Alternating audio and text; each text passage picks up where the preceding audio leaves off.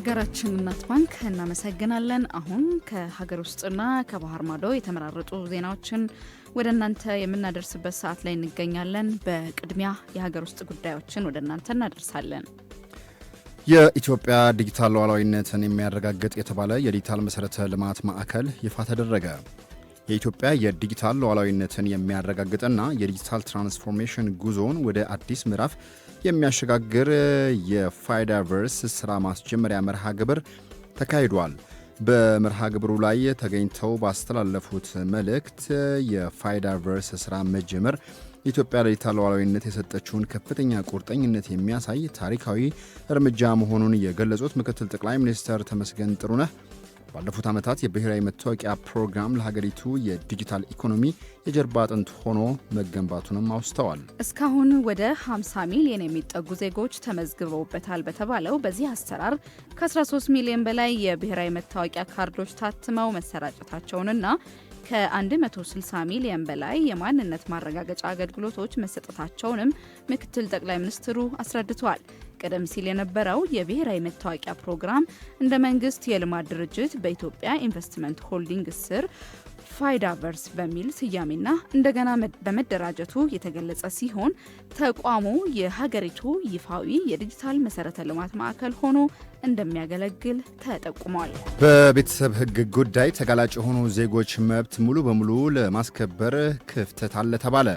በኢትዮጵያ በፌዴራልና በክልል ደረጃ የሚሰሩ የቤተሰብ ሕጎች ተጋላጭ የሆኑ የቤተሰብ አባላትን በተለይም የሴቶች የሕፃናትና የአካል ጉዳተኞች መብት ሁለንተናዊ በሆነ መልኩ ለማስከበር አሁንም ቢሆን የሕግና የተግባር ክፍተቶች እንዳሉባቸው ነው የተገለጸው። የኢትዮጵያ የሕግ ባለሙያዎች ሴቶች ማህበር ያወጣው የቤተሰብ ሕጎችና ተጋላጭ የሆኑ የቤተሰብ አባላት መብቶች በኢትዮጵያ የተሰኘው አጭር የፖሊሲ መግለጫ የፌዴራል የአማራና የቤንሻንጉል ጉሙዝ ክልሎችን የቤተሰብ ሕግ አፈጻጸም ተሞክሮ በማስደገፍ የተጠና መሆኑን አመላክቷል። ጥናቱ ካመላከታቸው ዋና ዋና ክፍተቶች መካከል የሕፃናት መብትና ያለዕድሜ ጋብቻ በሕጉ የተቀመጡ የጋብቻ ዕድሜ ገደቦች ቢኖሩም አሁንም በየቦታው የሚፈጸሙ ያለዕድሜ ጋብቻዎችና ጥቃቶች የሕፃናት መብትና ጥቅም የሚጎዱ ሆነው መገኘታቸውም ተመላክቷል። የሕግ ስምምነት ማነስ ሌላኛው የተነሳ ጉዳይ ሲሆን በፌዴራልና በክልል የቤተሰብ ሕጎች መካከል በጋብቻ ሁኔታዎች፣ በጋራ ንብረት ክፍፍልና በአፈጻጸም ላይ የሚታዩ ልዩነቶች በተጋላጭ ወገኖች ላይ የሕግ ጥበቃ ማነስ እያስከተሉ መሆኑም ተገልጿል። የፍችና የቀለብ አበልን በተመለከተም የጋብቻ መፍረስ በሚከሰትበት ወቅት የሕፃናት የቀለብ አበል ለወሰንና የሕፃናት እንክብካቤ ድልድል ላይ የሚሰጡ ውሳኔዎች የተሟላ ጥበቃ የመስጠት ክፍተት እንዳለባቸው ተጠቁሟል። እነዚህን ክፍተቶች ለመቅረፍ መግለጫው ያቀረበው የፖሊሲ ምክረ ሀሳብም በፌዴራልና በክልል ደረጃ ያሉ የቤተሰብ ሕጎችን ከኢፌዴሪ ሕገ መንግስትና ኢትዮጵያ ከተቀበለቻቸው ዓለም አቀፍ የሰብአዊ መብቶች ስምምነቶች ጋር ማጣጣም አስፈላጊ መሆኑን አስምሮበታል። በተጨማሪም የፍርድ ቤቶችንና የሕግ አስፈጻሚ አካላትን አቅም ማጠናከር እንዲሁም ጎጂ ልማዳዊ ድርጊቶችንና ያለዕድሜ ጋብቻን ለማስቀረት በማህበረሰብ ደረጃ የግንዛቤ ማስጨበጥ ስራዎች ተጠናክረው መቀጠል እንዳለባቸውም አሳስቧል። ሀገራዊ ጉዳዮችን አጠናቀን ከውጭ ወዳገኘናቸው ዜናዎች አለፍን። ኢንተርፖል በአፍሪካ ከ55 በመቶ በላይ የሳይበር ወንጀል የሚፈጸመው ከአርቲፊሻል ኢንተለጀንስ ጋር በተያያዘ እንደሆነ አመላከተ። እንደ አውሮፓውያን አቆጣጠር 2025 ላይ በአፍሪካ ላይ የተፈጸመው የሳይበር ወንጀል ከ55 በመቶ በላይ የሚሆነው ከአርቲፊሻል ኢንተለጀንስ ወይም ደግሞ ኤአይ ጋር የተገናኘ መሆኑንም አመላክቷል። ኢንተርፖል አዲስ በወጣው ሪፖርቱ ላይ እንዳስታወቀው ከሆነ ይህም በአህጉሪቱ ላይ የሚደርሰውን ኪሳራ ወደ 484 ሚሊዮን ዶላር ከፍ እንዳደረገውም በጥናቱ አመላክቷል። ኢንተርፖል አክሎም ይህ የሆነበት ምክንያት ሲያስረዳ በ2025 በአፍሪካ 1.1 ቢሊዮን በላይ የሚሆን የሞባይል ተጠቃሚዎች መኖራቸው እንደ ዘግቦ ይህም የአፍሪካ የዲጂታል እድገትን በተመሳሳይ እያደገ ያለ ሲሆን የሳይበር ወንጀል ህገወጦችም እንዲሁ በክስተቱ ትልቅ ሚና እየተጫወቱ እንዳለ መመላክተዋል። ለኤአይ ያላቸው ዝግጁነት በጣም ዝቅተኛ ከመሆኑ ጋር ተያይዞ አደጋው እንዲስፋፋ ምክንያት ሆኗል። ይህም ሁኔታ የገንዘብ ማጭበርበርን ለመዋጋት አደገኛ የሆኑ ክፍተቶችን መፍጠሩ በሪፖርቱ ላይ ተመላክቷል። የኢንተርፖል ያወጣው 36 የአፍሪካ አባል ሀገራትን ያካተተ ይህ የዳሰሳ ጥናት 40 ገጽ ሲሆን እንደ አውሮፓውያን አቆጣጠር የ2026 የአፍሪካ የሳይበር ስጋት ግምገማ ሪፖርት እንደሚ እንደሚያመላክተው ከሆነ የሳይበር ወንጀል ከተለዩ ነጠላ ክስተቶች ወደ ኢንዱስትሪያል ደረጃ የደረሰና ድንበር ወደማይገድበው ስርዓት እየተለወጠ ያለ ሁነት መሆኑን ያሳያል ብሏል። በአፍሪካ እንደ አውሮፓውያን አቆጣጠር ከ2024 ጀምሮ ከሳይበር ወንጀል ጋር ተያይዞ የሚመጣው የገንዘብ ኪሳራ በጥፍ አድጎ $484 ሚሊዮን ደርሷል ያለ ሲሆን በዋናነት ደግሞ ኤአይን መሰረት ያደረጉ ማጭበርበሮች፣ የመግቢያ ማስረጃ ስርቆት እንዲሁም ደግሞ የማታለል ተግባራት ዘመቻዎች ሳቢያ ነው ብሏል። ከነዚህ ፈተናዎች ጋር ተያይዞ ኢንተርፖል ትርጉም ያለው እርምጃ በአፍሪካ እየተከናወነ መሆኑን ያመላከተ ሲሆን እንደ አውሮፓውያን አቆጣጠር በ2025 ብቻ 17 ሀገራት የሳይበር ወንጀል ህጎችን አውጥቷል፣ ማሻሻያም አድርገዋል ብሏል። በመጨረሻም የአሜሪካ ጦር ከወቅታዊ ውጥረት ጋር ተያይዞ ዋና ዋና የሚሳኤል መከላከያ ክምችቱ እንደተመናመነ ተሰማ።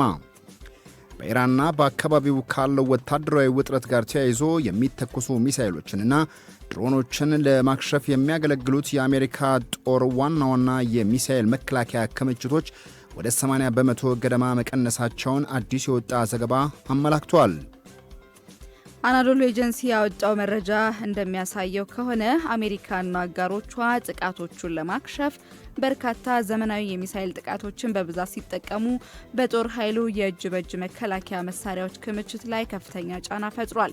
የወታደራዊ ጉዳዮች ተንታኞች እንደሚሉት ከሆነም የእነዚህ ቁልፍ መከላከያዎች ስብስብ በፍጥነት ማለቅ አሜሪካ በሌሎች የዓለም ክፍሎች ሊነሱ ለሚችሉ ግጭቶች ያላትን ዝግጁነት አደጋ ላይ ሊጥል ይችላል። በተጨማሪም የጦር መሳሪያ አምራች ኩባንያዎችም የጎደለውን ክምችት በፍጥነት ለመተካት በከፍተኛ ጫና ውስጥ እንደሚገኙ ተጠቅሷል። አብራችሁን ስላላችሁ እጅግ አድርገን እናመሰግናለን። ትርታ 97.6 ኤፍኤም የትርታ ቁርስን ወደ እናንተ በማድረስ ላይ ይገኛል። አብራችሁን ስላላችሁ እየመሰገን ይህንን ሰዓት ደግሞ በአጋርነት ከኛ ጋር አብረውን የሰሩ ተቋማት አሉ፣ እንዲሁም ደግሞ ይቀጥላሉ እስከ 2:30 ድረስ ከኛ ጋር። እናት ባንክ አንዱ አጋራችን ነው። ዘርፈ ብዙ አገልግሎቶችን እንደሚሰጥ ይታወቃል። ከነዛ መካከል ደግሞ የውጭ ምንዛሪ አገልግሎት አንዱ ነው። ከውጭ ሀገር የተላከ ገንዘብ በእምነት የሚደርስበት ቦታ ከተባለ እናት ባንክ አንዱና ተመራጩ ባንክ ነው። ከወዳጅ ዘመዶቹ ከጓደኞቹ የሚላክሎትን የውጭ ሀገር ገንዘብ በእናት ባንክ በኩል ይመንዝሩ፣ ይቀበሉ፣ ላሰቡት ዓላማ ያውሉ የሚላችሁ እናት ባንክ ልናገለግሎ እኛ ዝግጁ ነን። በእምነትና በቅልጥፍና እናገለግላችኋለን። ጎራ ብላችሁ የእናት ባንክ ደንበኛ መሆን ትችላላችሁ የሚላችሁ በአዲስ አበባ ከተማና በሌሎች በክልል ከተሞች በሚገኙ የእናት ባንክ ቅርንጫፎች የውጭ ምንዛሪ አገልግሎታችንን ተጠቀሙ፣ ደንበኞች እንድትሆኑ ይጋብዛችኋል። እናት ባንክ ማን እንደ እናት ይህንን ሰዓት አጋራችን ነው። ሌላኛው አጋራችን ደግሞ ራይድ ትራንስፖርት ነው። ራይድ ትራንስፖርት በ8294 ፈጣን የትራንስፖርት አማራጭ በመስጠት የሚሊዮኖች ምርጫ ሆኖ ቀጥሏል። ባሉበት ቦታ ሆነው የራይድ አፕሊኬሽንን በእጅ ስልኮ ላይ በማውረድ ፈጣን ቀልጣፋ የትራንስፖርት አገልግሎት ለማግኘት ራይድን ቀዳሚ ምርጫው እንዲያደርጉ ተጋብዘዋል። ከቤተሰቦ ከወዳጅ ዘመዶ ጋር ሆነው ወደ አሻዎት ስፍራ መጓዝ ቢያስፈልጎ በ8294 ፈጣን የትራንስፖርት አማራጭ ራይድን ቀዳሚ ምርጫው እንዲያደርጉ ተጋብዘዋል። ራይድና እናት ባንክ የዚህ ሰዓት አጋሮቻችን ናቸው።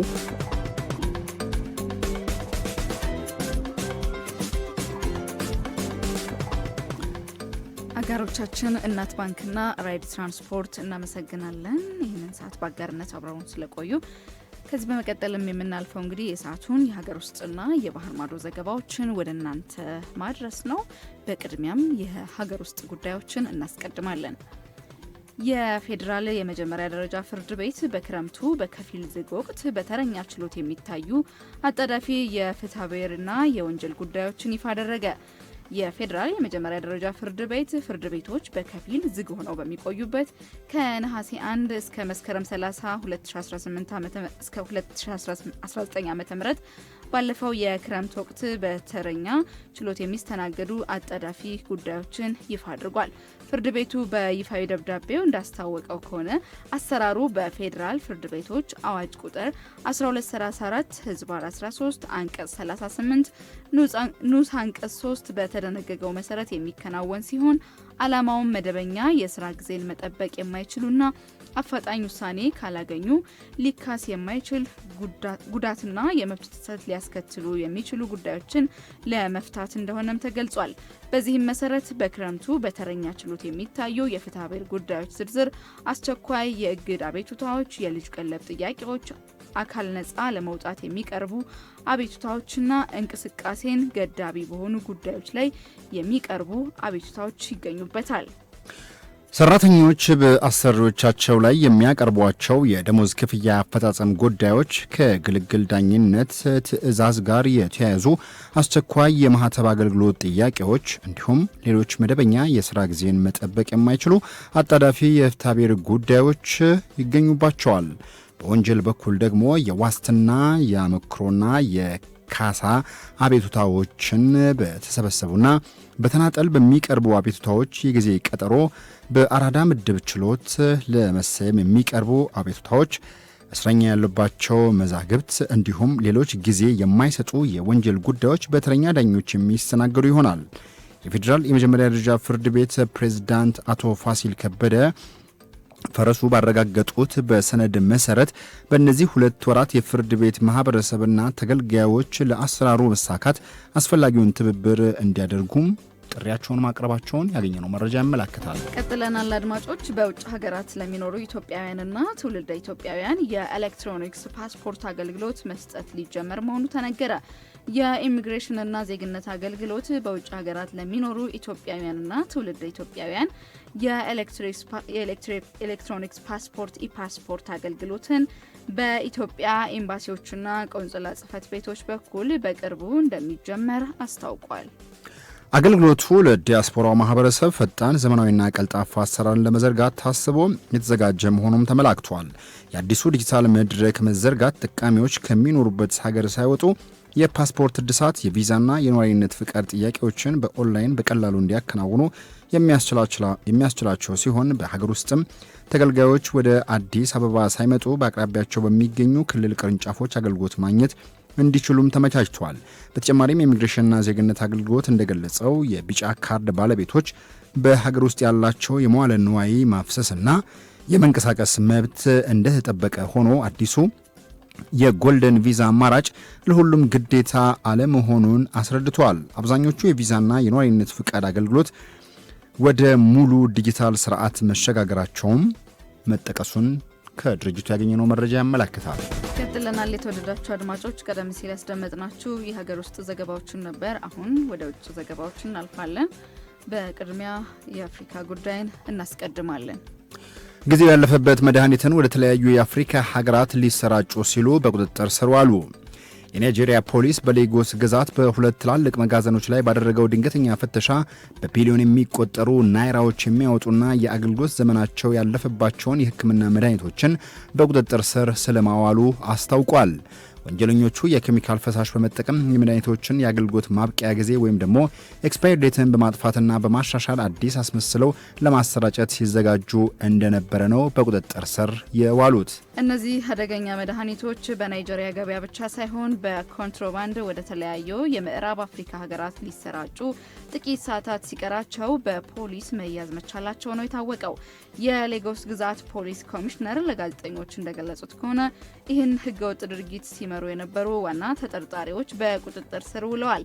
ግለሰቦቹ በቁጥጥር ስር የዋሉት በሌጎስ ኦቶ አካባቢ በሚገኝ መጋዘን ውስጥ አደገኛ መድኃኒቶችን በድጋሜ በማሸግ ላይ ሳሉ በተደረገ ድንገተኛ ኦፕሬሽን መሆኑንም ኮሚሽነሩ አብራርተዋል። በመጨረሻም በአሜሪካና ኢራን መካከል ፈጣን ስምምነት እንደሚኖር ተስፋ አለኝ ስትል ካታር አስታወቀች። በሆርሙዝ ሰርጥ መደበኛ ሁኔታ እንዲመለስ ካታር እንደምትሻና በአሜሪካና ኢራን መካከል ፈጣን ስምምነት እንደሚደረግ ተስፋ እንዳላት የውጭ ጉዳይ ሚኒስቴር ቃል አቀባዩ ሙጂድ አል አንሳሪ ጠቅሶ ካታር አስታውቃለች።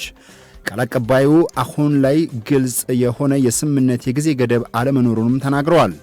በቅርቡ ስምምነት እንደሚደረግ ተስፋቸውን በገለጹበት ዋናው ፍላጎታችን ድርድሮች እንዲመለሱ፣ የተኩስ አቁም እንዲደረግ፣ የሆርሙዝ ሰርጥም እንዲከፈት ነው ሲሉም መናገራቸው ተሰምተዋል። አክለውም ኳታር፣ ፓኪስታንና ኦማን በቴህራንና ዋሽንግተን መካከል የሚደረገውን ድርድር ለማመቻቸት ጥረት እያደረጉ መሆኑን ጠቁመዋል። በአሜሪካና ኢራን መካከልም ረቂቅ የድርድር ሰነዶችን መለዋወጥ ስለመኖሩ አልአንሳሪ ገልጸዋል። የፓኪስታንና የኦማንን የማደራደር ነጥብ ያደነቁት አልአንሳሪ ኦማን ባለፉት 2 ሳምንታት ወሳኝ ሚና መጫወቷን አንስተዋል ሲል ብሎ የዘገበው ቲአርቲ ወርልድ ነው።